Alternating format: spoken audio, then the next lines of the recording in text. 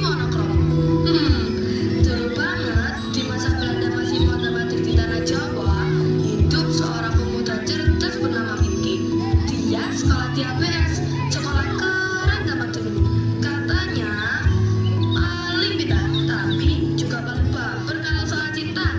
Dan gadis yang bikin Minky deg-degan itu adalah Annelies.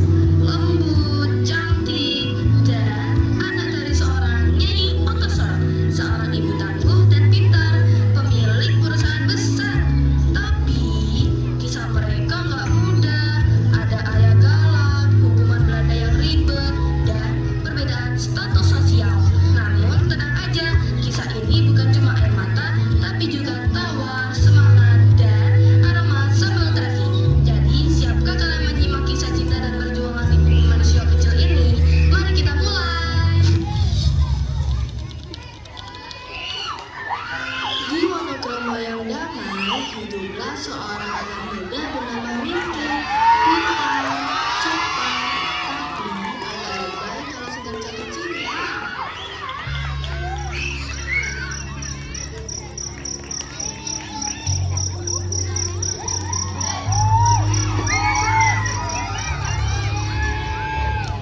Oh, Annelies, kalau kamu bilang aku nggak jadi kumbang, terbang gantung setiap hari. Kumbang, kamu tuh kayak nyamuk, Minky. Ganggu, tapi dirindukan. Nyamuk pun rela, asal bisa menghirup udara cintamu, Annelies. Ih, geli. Kamu calon penulis atau calon badut sih? Wah, ini rumah apa stand up komedi? Annelies, laporan gedung mana? Udah kok, Bu. Tapi tadi Minky malah bikin puisi loh buat aku. Judulnya Bunga Monokromo. Hei Minky, kalau mau nulis jangan lupa juga nulis PR sekolah. Cinta boleh, tapi nilai jangan jeblok. Tenang, Nyai. Nilai bisa naik, cinta bisa tumbuh. Tapi yang tulus seperti saya tidak datang buat.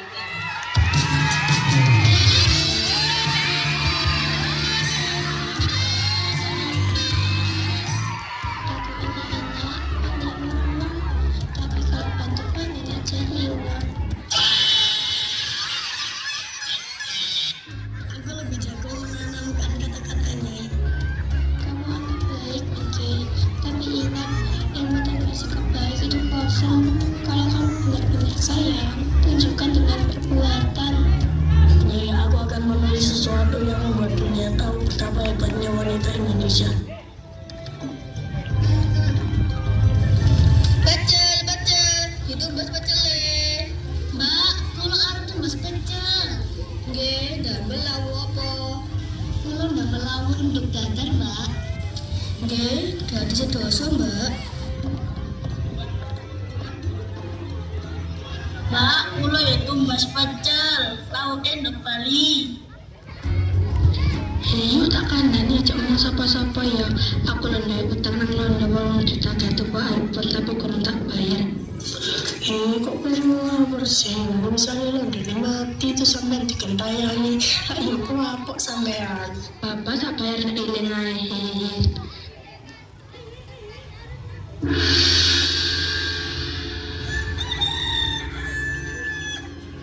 Minky! Ayo mau demai kamu lagi. Kenapa kamu main terus ke rumahnya itu? Kamu anak bupati, bukan penyair jalanan.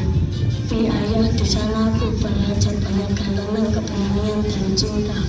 Cinta, yang ku tahu kamu belajar melirik anak orang. Itu bonus belajar ya. Mantap. Kamu ini sudah kebanyakan baca buku Belanda. Ingat, kita priai. Justru karena aku belajar, aku tahu kehormatan sejati ada di hati, bukan di pangkat ya. Anak kecil sok filsuf.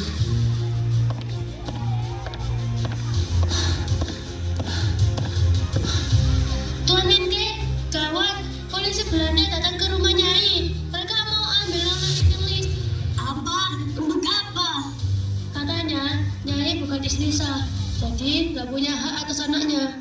Tuh kan sudah ku bilang, dunia ini rumit.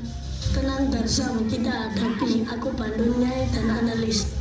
Baik Tuan, tapi boleh makan dulu. Perut kosong bikin pikiran bodoh. Pengawal paling jujur yang pernah ada.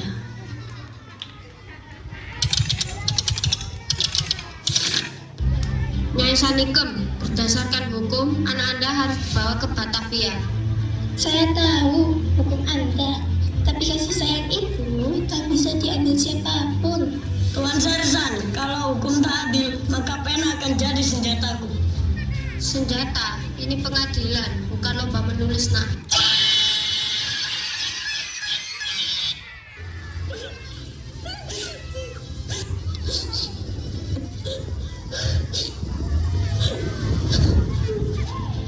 Aku tidak mau jauh dari ibu. Tenang sayang, mereka bisa ambil segalanya, tapi tidak cinta kita.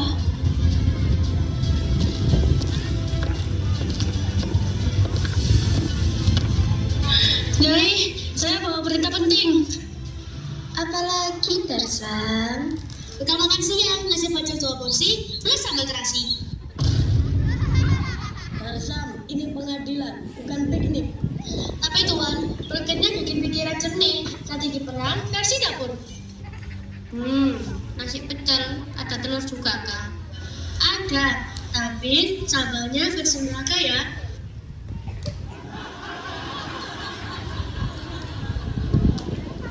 Terima kasih Tarzan. Kadang kemenangan bukan siapa yang paling kuat, tapi siapa yang tetap hangat.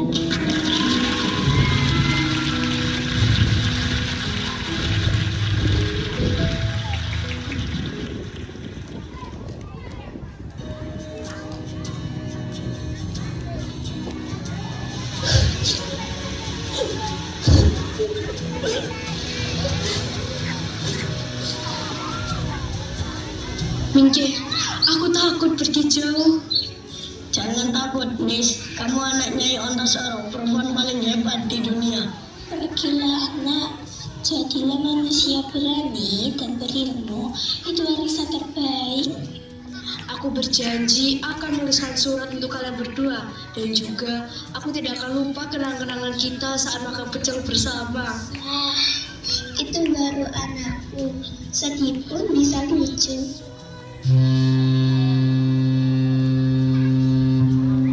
Aku akan menulis, Nyai, tentang cinta, perjuangan, dan nasi pecel yang jadi saksi.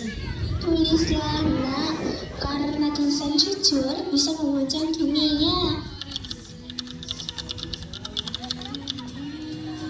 Dari Wonokromo yang kecil ini, lahir semangat besar, semangat untuk belajar, berani, dan menulis kebaikan. Karena bumi manusia adalah tempat bagi siapapun yang mau berpikir, mencinta, dan berbagi nasi pecel bersama. Pesan moral, ilmu, dan kebaikan lebih berharga dari pangkat. Berani itu bukan melawan orang lain, tapi melawan ketakutan sendiri. Dan kalau lagi stres, ya makan dulu aja.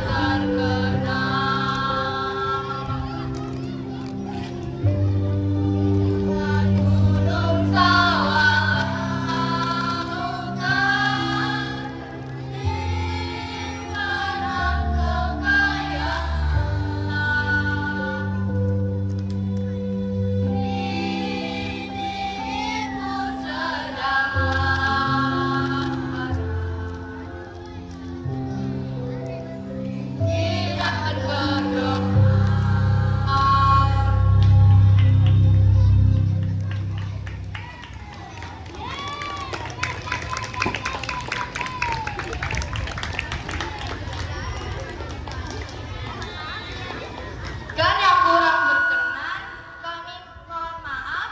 Wassalamualaikum warahmatullahi wabarakatuh.